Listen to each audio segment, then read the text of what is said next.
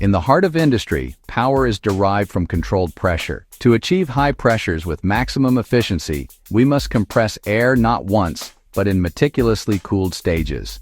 This is the unseen assembly of a multi-stage air compressor. Every compressor begins with its foundation.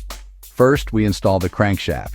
This massive shaft, driven by the motor, transmits power to the connecting rods, which will drive the pistons. Precision balancing here is crucial for long-term endurance under heavy load. Next, we integrate the first stage of compression, the low-pressure cylinder. This cylinder has the largest bore, pulling in ambient air. The air is compressed to an intermediate pressure, rapidly heating up in the process, a critical point in multi-stage design. Now for the key to efficiency. The highly heated air from the first stage is channeled through the intercooler. This heat exchanger removes thermal energy, dramatically reducing the air's volume and allowing the second stage to operate with much greater efficiency and less stress. With the air cooled, we move to the final stage. The high-pressure cylinder has a significantly smaller bore, concentrating the air further.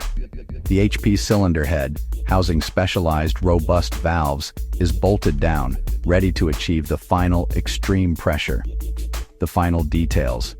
The entire system is connected to its drive motor and cooling fan. We power on the compressor, and the stages work in sequence. Sucking, cooling, compressing, and discharging high-pressure air, a testament to cooled compounding power. The assembly is complete. The pressure is controlled. We've built efficiency in steel. If you want to see more technology that powers our world, like and subscribe for more unseen assembly videos.